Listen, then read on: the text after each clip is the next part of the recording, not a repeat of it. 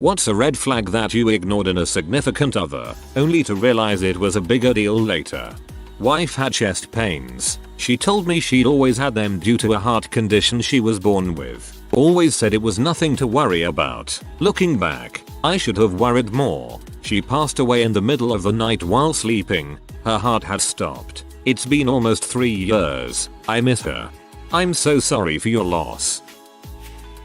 Biggest red flag? When we were newlyweds, he came home one day and informed me he had joined the military. We had talked about it the way people talk about maybe going skydiving someday. That's a decision you should make together if you're married. It impacted my life quite a bit and I spent over 8 years of a 12-year marriage on my own between tours, trips to train, a year bachelor billet, and then all the fun times he got to have with his military friends while I stayed home because someone needed to watch the baby. I used to think it was generous and kind how he would sacrifice things to help others, until I realized that he always put everyone and everything before our relationship. For example, I've had to drive myself to the emergency room because he had already made social plans and it would be rude for us both to cancel. I always had to quit my jobs and hobbies because if I wanted to see him, it had to be around his jobs and his hobbies. And his hobbies were always very expensive for the short time they held his interest. He couldn't try something new unless he was fully kitted out.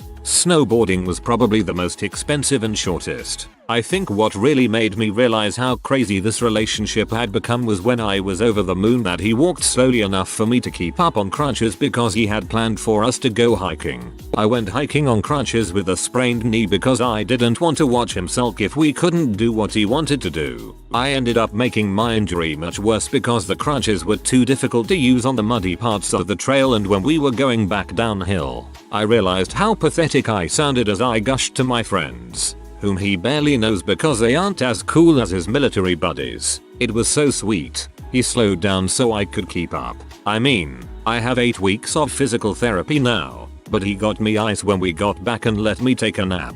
Yep, that's when I realized it was way past time to GTFO. Dang, this one hurts. Please tell me things got better or you were able to get out of this relationship. I've cheated on everyone I've ever been with. But I won't cheat on you. You're different. Surprise. She cheated on me.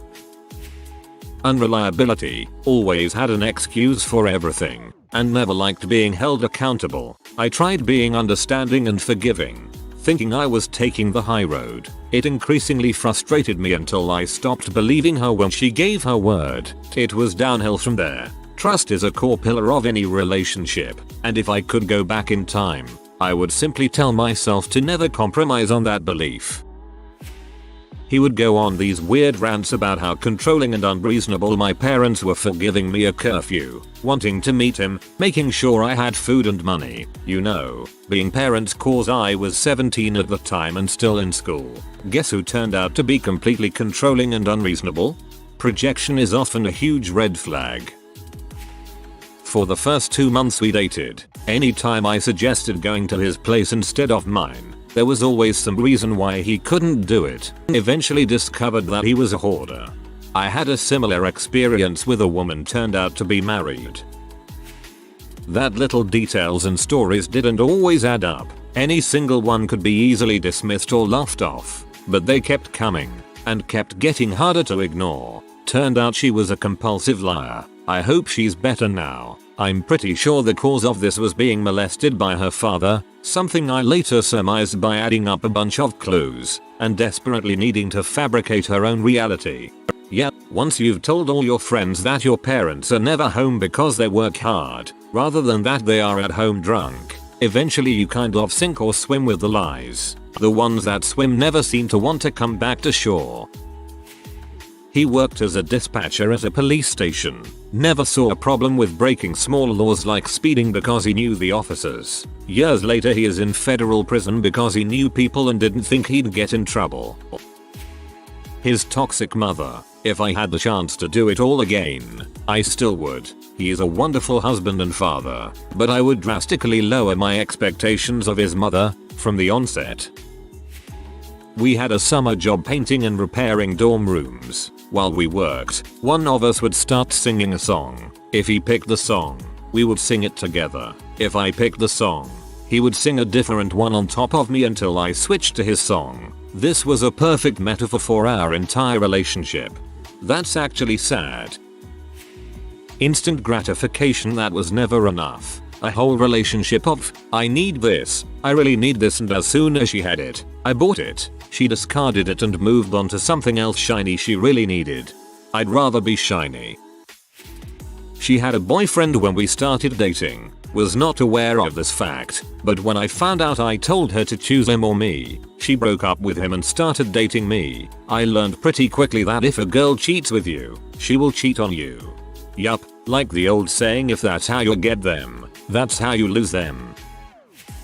What I thought was low emotional intelligence and lack of introspection turned out to be a complete lack of empathy and full-fledged covert narcissism. Came to a head when I found out he'd been having sexually explicit conversations online with women. He said it was no big deal, didn't have anything to apologize for because why would anyone get upset about that, and was utterly incapable of recognizing that what he thinks and feels may, perhaps, be different than what I think and feel.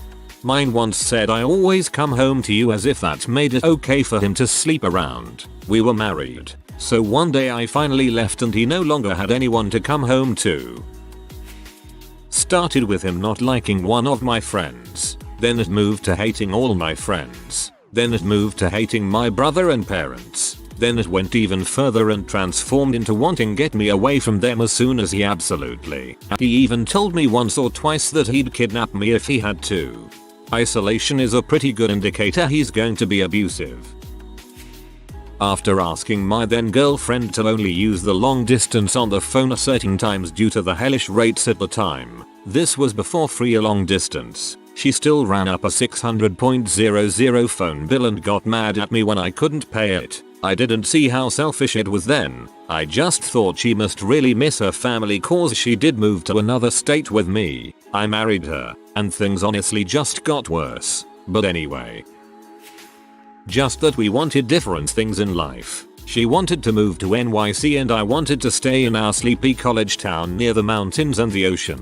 I think we both thought the other would change their mind, but it didn't happen.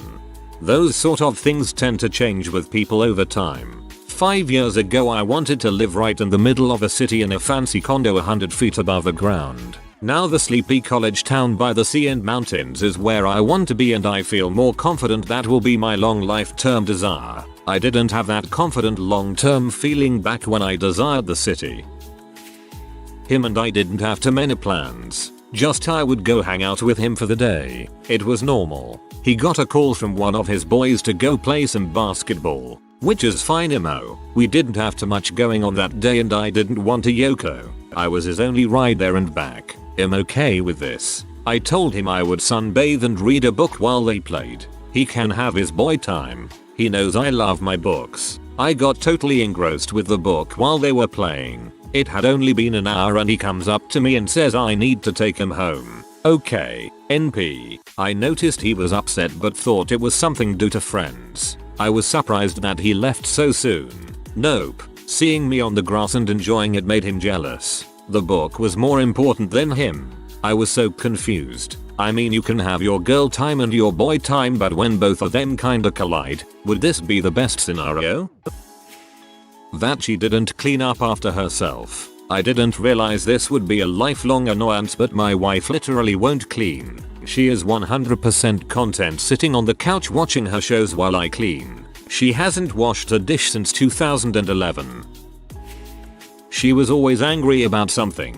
I loved being the person to hear her out and take her side, but soon enough, I was always the person that made her angry.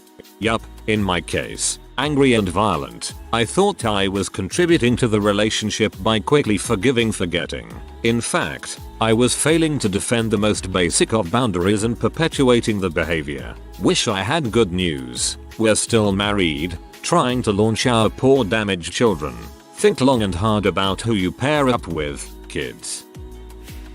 He was very proud about how good he was at manipulating people and causing them problems, up to and including costing one person her job, justified in that he only did it to bad people who deserved it. The problem was, it was people he determined to be deserving. Classic NPD. Been there fam.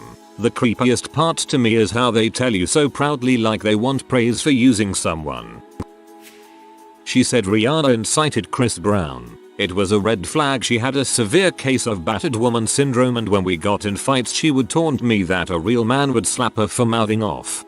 I've actually had somebody I used to be involved with tell me she was proud of her bruises in regards to her latest guy. It's not an easy thing to hear. I wouldn't say it's necessarily a big deal now, but it has definitely made us reconsider our ways. I'm somewhat sloppy slob. Why? Typical bachelor things. Leave socks in the living room. Dishes pile up for 2-3 days. My wife never made a big deal out of it. I thought it was awesome that she didn't nag like my mom used to. Turns out it's because she's even more messy than me. So we ended up living in a pigsty. The happy ending is that once we decided to grow up and make a chores list, we also tend to gain momentum once we start. It's just the getting started that's an issue we're working on. This one didn't make me sad for once, lol. He used to tell everyone he wanted to join the military so he could kill people. Good lord. Not a significant other, but probably one of the best friends I have ever had. Dude was the happiest and funniest guy you have ever met. Crack the best of the best jokes on the shortest of lines. Dude knew how to enjoy himself wherever he was. After the suicide we realized we never saw him without a bottle in his hand. We realized way too late that he was suffering from his time in Iraq and was too proud to say it. I wasn't the type that she normally went for. She preferred tall, white, lanky guys with blonde curly hair. I'm shortish, mixed blood brown, more stocky than lanky, and have dark wavy hair. She continued to fawn over these preferred guys even when we were together for years. Also, we had hobbies that didn't really overlap. I supported her in her things, but she seemed indifferent to my things. Turns out that she never really wanted me for me. I was an convenient escape from her family life. When I gave her that escape in the form of moving with her 200 miles away from them, she no longer needed me. She no longer needed what I represented because her family wasn't there to give her heck every day anymore. She pulled away slowly more and more while I was left trying to figure out what was wrong. By this point we were together for 7 years and in the middle of planning a wedding. She started cheating on me with, who else, but a guy as fit her preferences exactly. Also this guy was 8 years older, unemployed, no degree, no job training, and married. She knew that he was married. He knew that she was engaged. They knowingly were cheating together. She only fessed up after I caught them together. 7 years of my life, stolen. I hate reading crap like this, as my girl has a strong preference for slim brown guys and I'm a white guy who's built somewhat like a refrigerator. He was dating someone else when he started dating me. Instead of dealing with it, he told her where I lived and she showed up at my place. Our chat. So you're dating Kevin? Yeah. Okay, guess I'm not anymore. Good luck with him. Okay, I must first defend us by saying we were teenagers, and then clarify that yes, he did cheat on me eventually. I also did not know he was dating her until she showed up at my house. Also, cell phone social media weren't a thing yet. There were worse things that happened in our relationship, but the whole cheating thing fits with a clear red flag I ignored. Freaking Kevin. I mean, sure, she has a boyfriend and probably shouldn't be flirting with me so hard, but you know, that dude treats her like crap and doesn't realize how lucky he is to have her. I bet you can't guess how that relationship ended 4 years later. We had mismatched libidos from the start. I convinced myself things would get better when we were married. I chalked it up to Catholic guilt. He actually became completely disinterested in sex after we got married. He had brushed me off several times while we were dating. He even went so far as to throw me out of the bed once and tell me to take care of it myself on more than one occasion. The signs were all there. I just ignored it. Take care of yourself. You too. Bye. She had a best friend who was a dude that was clearly in love with her. They had known each other for less than a year, and she had slept with him once prior to dating me in a moment of weakness. She never let me meet him. He would not acknowledge my existence to her, nor would he acknowledge that she was in a relationship at all. Texted each other non-stop. I bent over backwards trying to accommodate this guy and give her the benefit of the doubt. We break up for different reasons after about 4 months. The first person she sleeps with days after our breakup, you guessed it, The best friend. A few months later she contacted me hoping to give our relationship another go. I guess the best friend thing didn't work out. I told her I was not interested. Well done, bro. She told me in passing that she accidentally burned half of her ex's kitchen while she was cooking. Didn't think anything of it until I came home to half of my wardrobe on fire in the backyard. Looking back, I probably should have seen that coming. I think you're being too hard on yourself. She was just trying to send you smoke signals. Her habitual abuse of my wallet. She'd come to me for little things at first, like her rent being due and she needed 10 or 20 to make it through the week. Some small cash for groceries or bus fare to school or an appointment. This would go from once a month to in the end multiple times a week. She'd always tell some sob story till I gave in. Later found out she always had the money. In fact, she had plenty in the bank. She just didn't want to spend her cause she was saving up for a wild party vacation with her, as it turned out, not so gay, male friend. I guess I must have really took to heart the moral of every fairy tale about how ultimately the best people are being poor and humble. So when I was a teenager and very young adult, I just didn't care if a guy was between jobs or had no career goals or whatever. Guess what, ladies? That's how you wind up dating guys who you wind up supporting while they sit on the couch and make messes they expect you to clean up. A scrub is a guy that can get no love from me.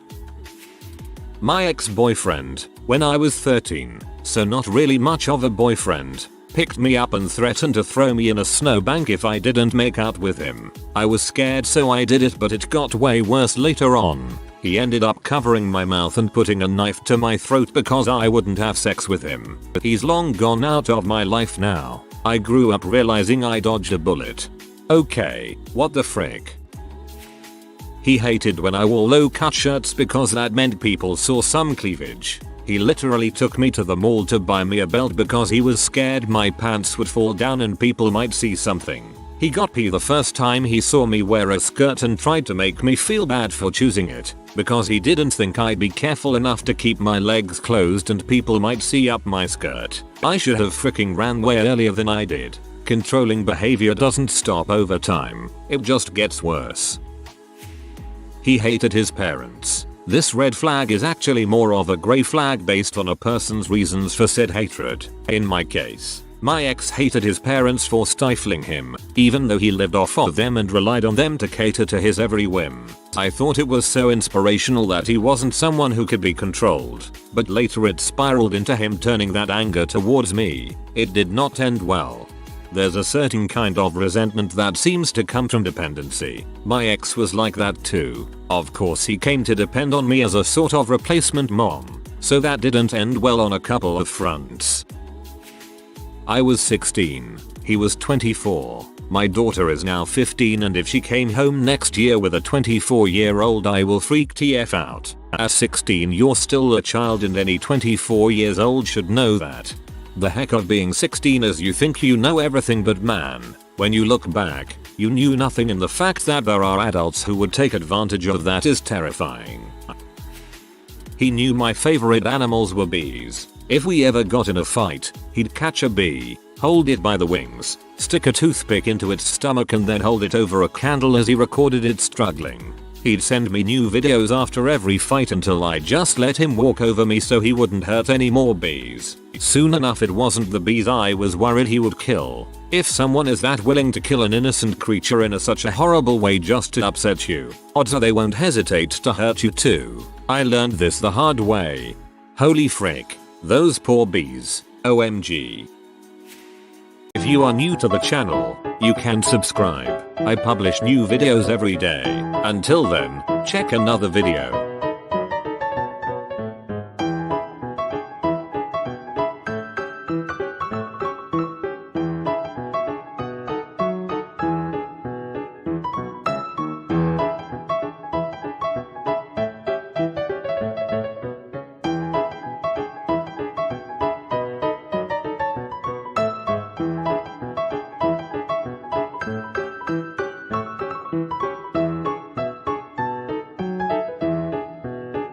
Bye for now.